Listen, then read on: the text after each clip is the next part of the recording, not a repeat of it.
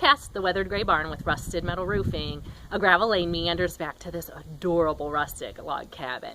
We knew right away that this was the perfect home for our family, and we also knew that this would be a big undertaking. As years of sitting empty have taken their toll, our home has many things that are damaged and broken and decayed. Well, we've made some great progress so far, and because my family loves to do projects together, we believe that we are up for this challenge. There are so many parallels between home restoration and spiritual restoration, and God has taught me so much in this process, more than I could possibly share in a single segment, because I am eager to share with you all that I'm learning. Today we're going to begin a series on the topic of restoration. As my family began restoring our little log cabin, we could have gone the cheap and easy route. We could have done some quick fixes like slapping up a coat of paint and throwing down some fresh carpet.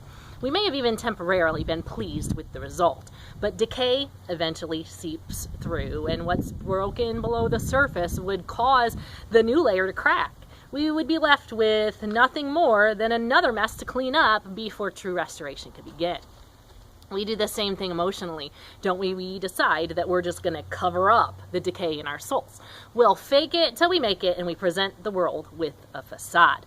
I know I personally am guilty of slapping on a happy face to cover up my broken spirit, but the decay seeps through sooner or later. What's broken deep inside will cause the surface to crack, and we are left with emotional rubble, one more mess to clean up before true restoration can begin.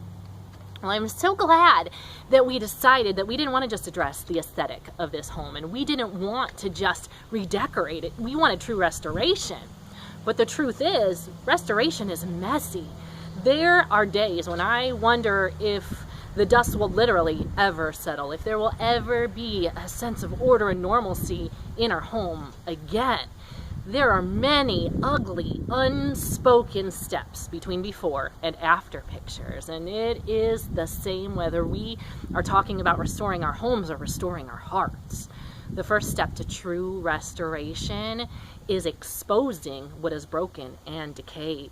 We have to dig deep, and we have to reach beneath the surface to find the root of the problem before it can be restored. Isaiah 61:4 says, "They will rebuild the ancient ruins and restore the places long devastated. They will renew the ruined cities that have been devastated for generations."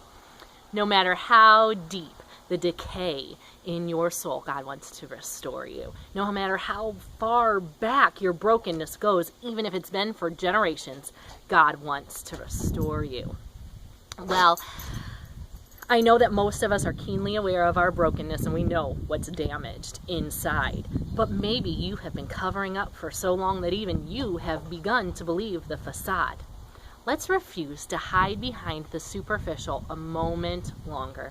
I challenge you this week to dig deep. I ask you to pray and have God show you those areas, help you to expose what is broken and decayed in your spirit so that you can be on your way to true restoration.